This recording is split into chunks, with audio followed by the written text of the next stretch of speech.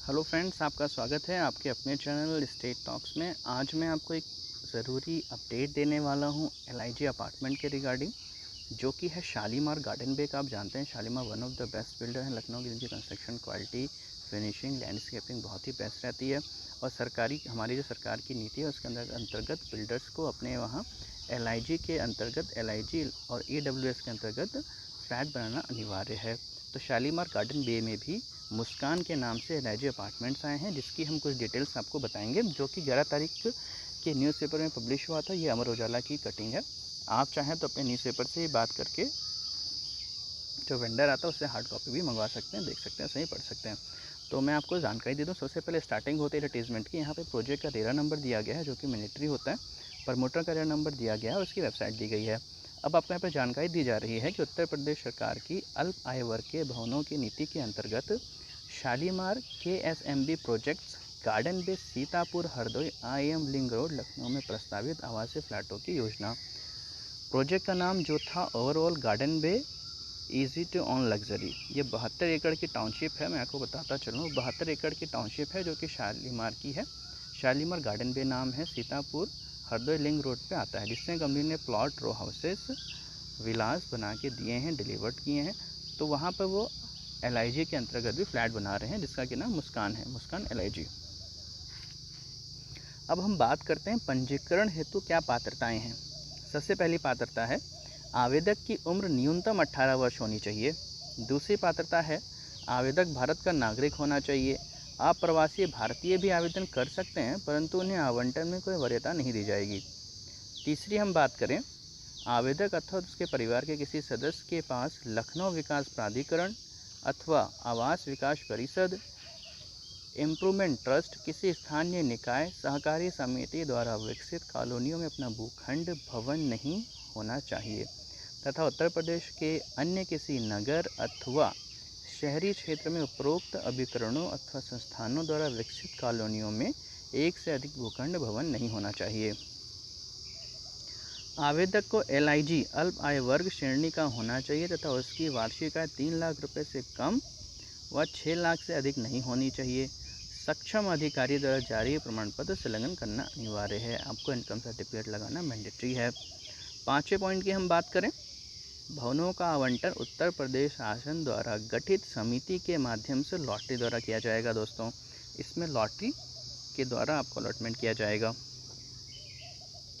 आवंटन के बाद सफल आवेदकों के द्वारा प्रस्तुत किए गए शपथ पत्र एवं अन्य दस्तावेजों में प्रस्तुत तथ्यों का सत्यापन किया जा सकता है। तो आपका क्रॉस वेरिफिकेशन भी हो सकता है। आप जो भी डॉक्यूमेंट्स लगाएंगे दोस्तों और शपथ पत्र का, उसका क्रॉस वेरिफिकेशन भी किया जा सकता है।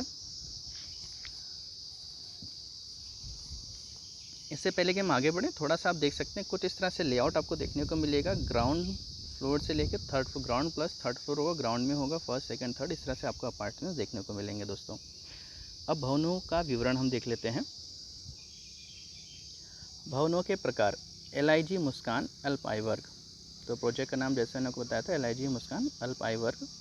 अनुमानित क्षेत्रफल, बिल्टअप एरिया, आपका फ्लैट कितने एरिया में बना है उसका आपको डिटेल दिया जाएगा। वर्ग मीटर अगर बात करें 42.94 और वर्ग फीट में हम बात करें 462.21। तो आप मोटा मोटा समझो 462 स्क्वायर फीट का आपका फ्लैट होगा दोस्तों। अनुमानित क्षेत्रफल, कारपेट एरिया की हम बात करें, आपको कितना कारपेट एरिया मतलब कितना यूजेबल एरिया आपको फ्लैट के अंदर मिलेगा जिसे आप यूज़ कर सकते हैं या फिर इसमें आप कारपेट बिछा सकते हैं, मोटा मोटा हम समझें जो आपके यूज़ का है। 35.49 और स्क्वायर फीट में हम देखें 382 स्क्वायर फीट आपका यूजेबल एरिया फ्लैट के अंदर आपको मिलेगा। भवनों की संख्या, टोटल कितने भवन बनाए जा रहे हैं, 81 भवन बनाए जा रहे हैं। भवनों के तलों की संख्या बात करें कितने फ्लोर की होगी, तो ग्राउंड प्लस 3 होगा, ग्राउंड में होगा, फर्स्ट होगा, सेकंड होगा, थर्ड होगा। हम इसके अनुमानित विक्रय मूल्य की बात करें तो 10,80,000 इसका अनुमानित है। पंजीकरण धनराशि रुपये पूर्णांक में 45,000 रुपये आपकी रजिस्ट्रेशन फीस लगेगी दोस्तों। आवंटन के पश्चात 30 दिन के भीतर देय धनराशि 2,16,000 रुपये आपको 30 दिन के अंदर भुगतान करना है। अवशेष 75% धनराशि की भुगतान की पद्धति कैसी रहेगी, जो आपका बैलेंस बचेगा 75%, उससे आप 12 समान त्रैमासिक किस्तों में कर सकते हैं।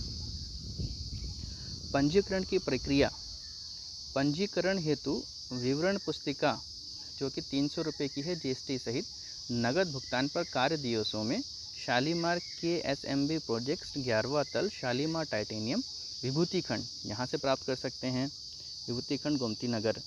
या फिर आप garden bay Sitapur Hardoi IM link road Lucknow जहाँ पे प्रोजेक्ट बन रहा है वहाँ से भी उनके कार्यालय से प्राप्त कर सकते हैं, तथा HDFC बैंक विभूति खंड गोमती नगर लखनऊ से प्राप्त किया जा सकती है। या फिर आप गोमती नगर में HDFC बैंक है दोस्तों विभूति खंड में, वहाँ से प्राप्त कर सकते हैं।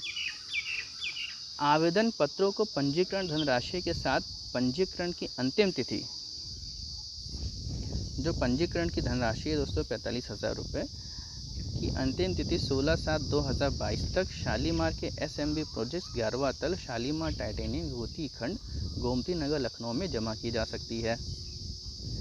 अब हम बात करें इस अपार्टमेंट की मुख्य विशेषताएं क्या हैं, तो गंभीर जिस प्रकार से बताया है, ये किफ़ायती हैं, मजबूत एवं सामान्य जीवन की सभी सुविधाओं से युक्त, भवनों में प्रकाश एवं हवा की उचित व्यवस्था है, भूकंपरोधी निर्माण है।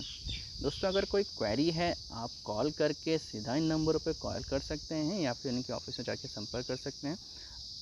मुझे आशा है कि आपको मेरा वीडियो ये इन्फॉर्मेशन अच्छा लगा। अगर अच्छा लगा तो चैनल को शेयर, सब्सक्राइब और लाइक ज़रूर करें। Thank you.